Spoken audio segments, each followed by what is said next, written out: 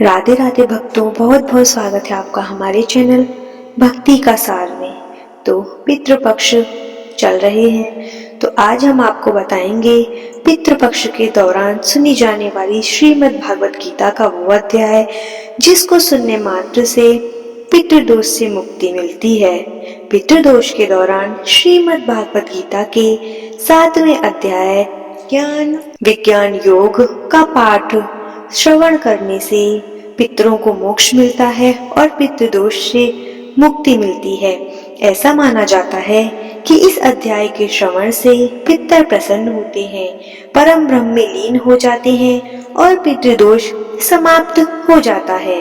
यह पितरों को तृप्त करने और उनके लिए शांति प्राप्त करने का एक शुभ उपाय है। तो हम आपको एक और बात आज बताते हैं जो आपको कभी किसी ने भी नहीं बताई होगी। हमारे जन्म के साथ 3 दोष जो आते हैं, पहला पितृदोष, दूसरा काल सर्प दोष और तीसरा मांगलिक दोष होता है जो जन्म के साथ ही आता है और मृत्यु के साथ जाता है। हम इन तीनों के असर को अपनी पूजा पाठ से, अपनी धार्मिक आस्थाओं से कम कर सकते हैं, परंतु इसको अपनी कुंडली से खत्म कभी नहीं कर सकते। तो आइए भक्तों, अब हम सुनने जा रहे हैं पितृपक्ष में सुना जाने वाला श्रीमद् भागवत गीता का 7वां अध्याय। तो इस पूरे अध्याय को आप ध्यान पूर्वक सुने जिससे कि आपको इसका पूर्ण लाभ प्राप्त हो सके। तो आइए शुरू करते हैं। भगवान शिव कहते हैं, हे पार्वती, अब मैं 7वें अध्याय का महात्म्य बतलाता हूँ जिसे सुनकर कानों में अमृत राशि भर जाती है। पाटलिपुत्र नामक एक दुर्गम नगर है जिसका गोपुर बहुत ही ऊंचा है। उस नगर में शंकुकर्ण नामक एक ब्राह्मण रहता था। उसने वैश्य वृत्ति का आश्रय लेकर बहुत धन कमाया, किंतु ना तो कभी पितरों का तर्पण किया और ना देवताओं का पूजन ही। वह धनोपार्जन में तत्पर होकर राजाओं को ही भोज दिया करता था। एक समय की बात है, उस ब्राह्मण ने अपना चौथा विवाह करने के लिए पुत्रों और बंधुओं के साथ यात्रा की। मार्ग में आधी रात के समय जब वह सो रहा था, तब एक सर्प ने सही से आकर वही उसकी बाह में काट लिया। उसके काटते ही ऐसी अवस्था हो गई कि मणि मंत्र और औषधि आदि से भी उसके शरीर की रक्षा असाध्य जान पड़ी। तत्पश्चात कुछ ही क्षणों में उसके प्राण पखेरु उड़ गए और वह प्रेत बना। फिर बहुत समय के बाद वह प्रेत सर्प योनि में उत्पन्न हुआ। उसका वित्त धन की वासना में बंधा था। उसने पूर्व वृतांत को स्मरण करके सोचा, मैंने घर के बाहर करोड़ों की संख्या में अपना जो धन गाड़ रखा है, उससे उन पुत्रों को वंचित करके स्वयं ही उसकी रक्षा करूंगा। सांप की योनि से पीड़ित होकर पिता ने एक दिन स्वप्न में अपने पुत्रों के समक्ष आकर अपना मनोभाव बताया। तब उसके पुत्रों ने सवेरे उठकर बड़े विस्मय के साथ एक दूसरे से स्वप्न की बातें कही। उनमें से मझला पुत्र कुदाल हाथ में लिए घर से निकला और जहां उसके पिता सर्प योनि धारण करके रहते थे, उस स्थान पर गया। यद्यपि उसे धन के स्थान का ठीक ठीक पता नहीं था, तो भी उसने चिन्हों से उसका ठीक निश्चय कर लिया और लोभ वृत्ति से वह वहां पहुंचकर बॉबी को खोदने आरंभ किया। तब वहां बॉबी से बड़ा भयंकर सांप प्रकट हुआ और बोला, ओ मूढ़, तू कौन है? किस लिए आया है? यह बिल क्यों खोद रहा है? किसने तुझे यहाँ भेजा है? ये सारी बातें मेरे सामने बता। पुत्र, मैं आपका पुत्र हूँ, मेरा नाम शिव है।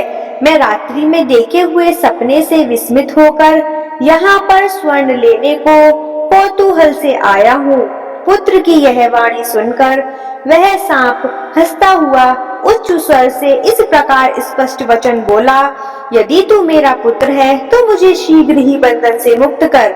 मैं अपने पूर्व जन्म के गाड़े हुए धन के ही लिए सर्प योनि में उत्पन्न हुआ हूँ। पुत्र, पिताजी, आपकी मुक्ति कैसे होगी? इसका उपाय मुझे बताइए। क्योंकि मैं इस रात में सब लोगों को छोड़कर आपके पास आया हूँ। पिता, बेटा, गीता के अमृतमय सप्तम अध्याय को छोड़कर मुझे मुक्त करने में तीर्थ, दान, तप और यज्ञ भी सर्वदा समर्थ नहीं है।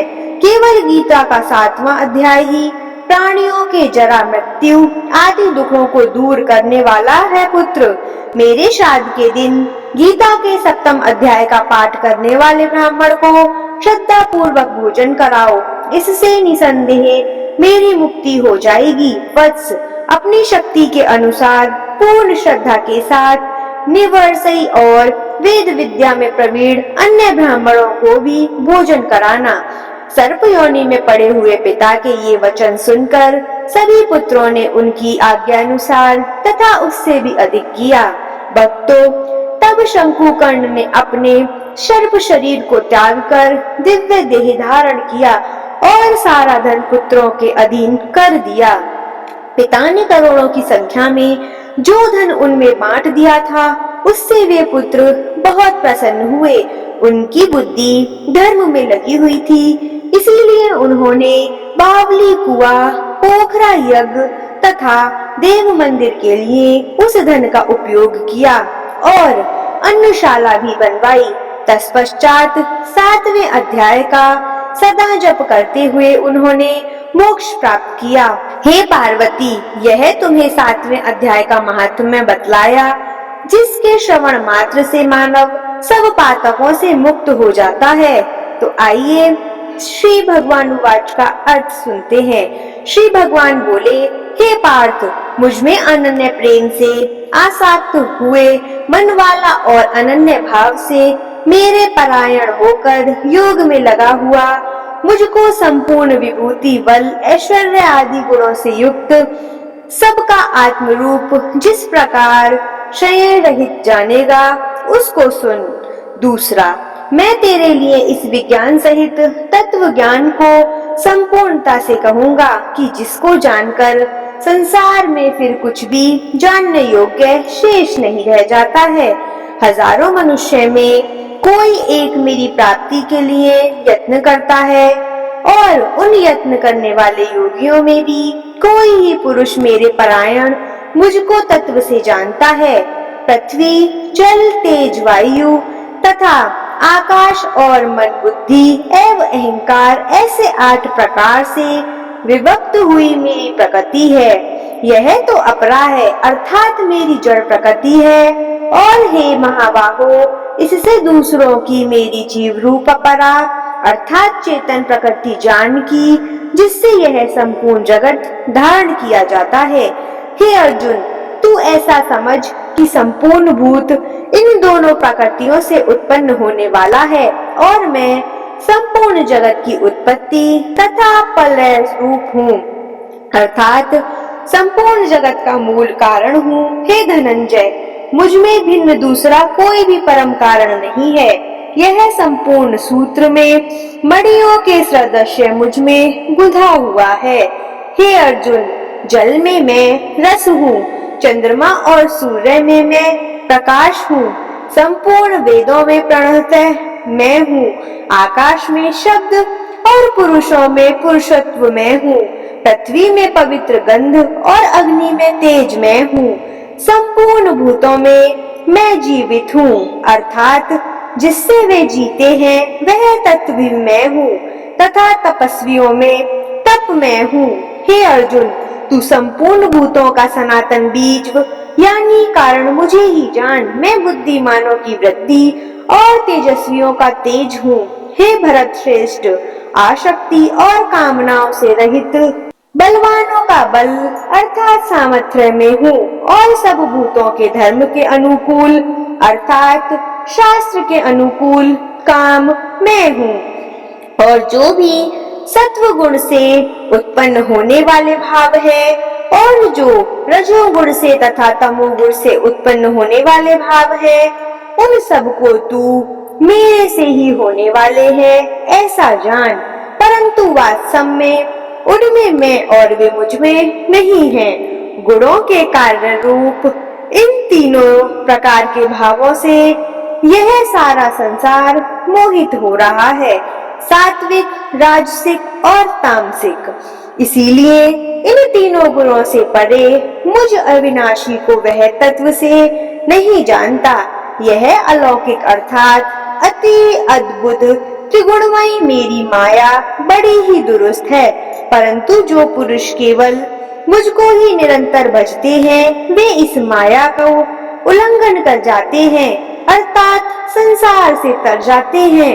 माया के द्वारा हरे हुए ज्ञान वाले और आसुरी स्वभाव को धारण किए हुए तथा मनुष्य में नीच और दूषित कर्म करने वाले मूढ़ लोग मुझे नहीं भजते हैं।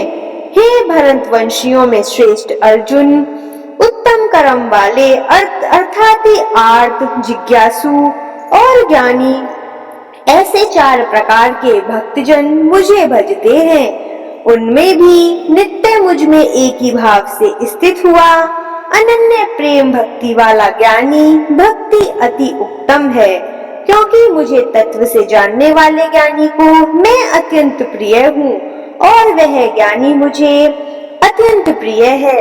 ये सभी उदार है, अर्थात श्रद्धा सहित मेरे भजन के लिए समय लगाने वाले होने से उत्तम है, परंतु ज्ञानी तो साक्षात मेरा ही स्वरूप है, ऐसा मेरा मत है, क्योंकि वह मदगत मन बुद्धि वाला ज्ञानी भक्त अति उत्तम गति स्वरूप मुझ में ही अच्छी प्रकार स्थित है। बहुत जन्मों के अंत में जन्म में तत्व ज्ञान को प्राप्त हुआ ज्ञानी सब कुछ वासुदेव ही है, इस प्रकार मुझे बचता है वह महात्मा अति दुर्लभ है। उन भोगों की कामना द्वारा जिनका ज्ञान जरा सा हट चुका है वे लोग अपने स्वभाव से प्रेरित हैं होकर उस नियम को धारण करके अन्य देवताओं को भजते हैं, अर्थात पूजते हैं। जो सकाम भक्त जिस देवता के स्वरूप को श्रद्धा से पूजना चाहते हैं उस भक्त की श्रद्धा में उसी देवता के प्रति स्थिर करता हूँ। वह पुरुष उस श्रद्धा से युक्त होकर उस देवता का पूजन करता है और उस देवता से मेरे द्वारा ही विधान किए हुए उन इच्छित भोगों को निसंदेह प्राप्त करता है, परंतु उन अल्प बुद्धि वालों का वह फल नाशवान है तथा वे देवताओं को पूजने वाले देवताओं को प्राप्त होते हैं और मेरे भक्त चाहे जैसे ही भजे अंत में मुझे ही प्राप्त होते हैं। बुद्धिहीन पुरुष मेरे अनुत्तम अविनाशी परम भाव को न जानते हुए मन इंद्रियों से परे मुझ सच्चिदानंद परमात्मा को मनुष्य की भांति जानकर व्यक्ति के भाव को प्राप्त हुआ मानते हैं।